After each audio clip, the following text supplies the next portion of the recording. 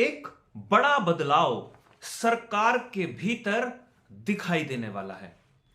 संभवतः अगले साल यह बदलाव स्पष्ट रूप से आपको दिखाई दे।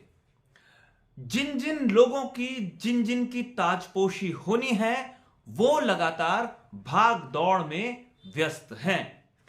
किसके सर पर ताज सजेंगे, इसको लेकर अभी से कयासबाजी शुरू हो गई है। सरकार के भीतर हलचल सी मची हुई है। पूरी विस्तार से रिपोर्ट आपको बताने की मैं कोशिश करूंगा।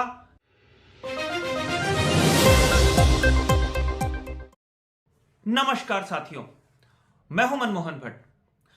ऐसा अक्सर कम ही होता है जब सरकार के बड़े बड़े अधिकारी एक साथ रिटायर हो रहे होते हैं।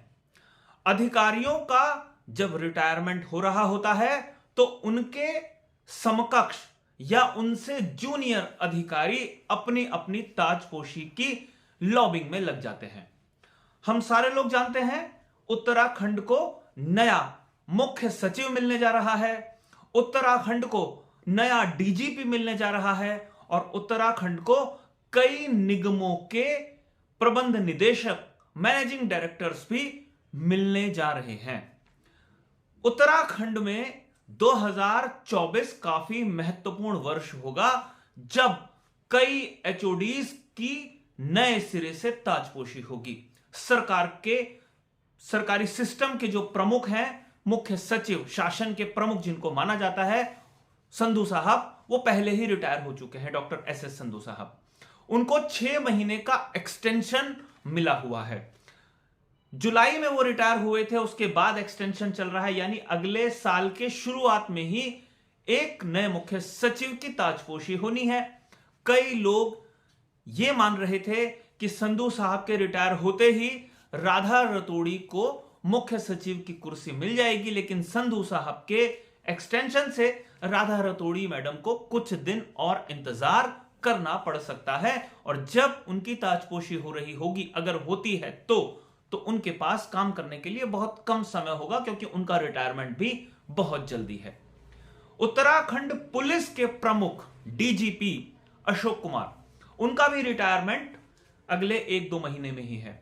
और खबर यह है कि उत्तराखंड सरकार ने अगले डीजीपी की ताजपोशी के लिए भी तैयारियां तेज कर दी हैं। कई लोगों ने इस तरीके की रिपोर्ट भी की है कि डीजीपी के नाम के लिए 3 वरिष्ठ अधिकारियों के पैनल पर चर्चा होनी शुरू हो गई है। डीजीपी और मुख्य सचिव, ये दोनों महत्वपूर्ण पद ऐसे हैं जो शासन और प्रशासन को चलाने में, कानून व्यवस्था को बनाए रखने में और नीतियों से संबंधित कार्य में सबसे ज्यादा महत्वपूर्ण होते हैं। और इन दोनों पदों पर ही नए अधिकारियों की ताजपोशी होनी है। मुख्यमंत्री किसके नाम का खुलासा करेंगे या किसके नाम पर मुहर लगाएंगे, इस पर कयासबाजी ही हो रही है। अभी जानकारी किसी के पास नहीं है। आपको एक और बात बताऊं कि उत्तराखंड में बिजली विभाग से संबंधित 2 निगमों के एमडीज का कार्यकाल भी खत्म हो चुका था। उन्हें 1 वर्ष का एक्सटेंशन मुख्यमंत्री पुष्कर सिंह धामी ने दिया था। पिटकुल और उत्तराखंड जल विद्युत निगम के एमडीज के नए पदों पर भी चर्चा होनी अभी से शुरू हो गई है। कई इंजीनियरों ने उनके लिए भी लामबंदी करनी शुरू की हुई है। उत्तराखंड पेयजल निगम में भी कार्यकारी प्रबंध निदेशक की तैनाती की गई है और वहां पर भी नए प्रबंध निदेशक का आना तय है।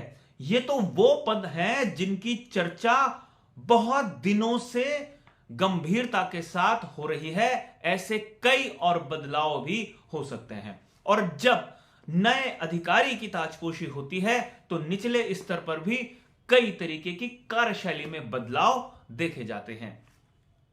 इस बार मुख्यमंत्री किस किस के नाम पर मुहर लगाएंगे, यह देखना काफी महत्वपूर्ण होगा। किस किस को कुर्सी मिलेगी, कौन कौन मायूस होगा, यह देखना भी काफी महत्वपूर्ण होगा। और सबसे महत्वपूर्ण बात यह है कि 2024 का जो वर्ष है वो उत्तराखंड में 2 महत्वपूर्ण चुनावों का वर्ष होगा।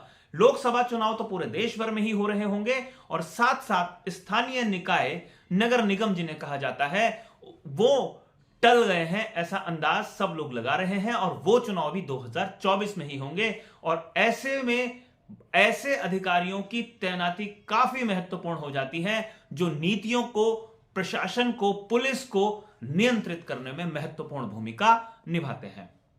इंतजार हमें भी रहेगा कि किसके नाम पर मुख्यमंत्री अंतिम मुहर लगाते हैं, या कह लीजिए किस किस के नाम पर अंतिम मुहर लगाते हैं, क्योंकि एक साथ इतने सारे बदलाव देखने की आदत शायद कम ही मिलती है। अभी के लिए साथियों इतना ही। अगली रिपोर्ट में आपसे फिर मुलाकात होगी, तब तक इजाजत दीजिए। नमस्कार।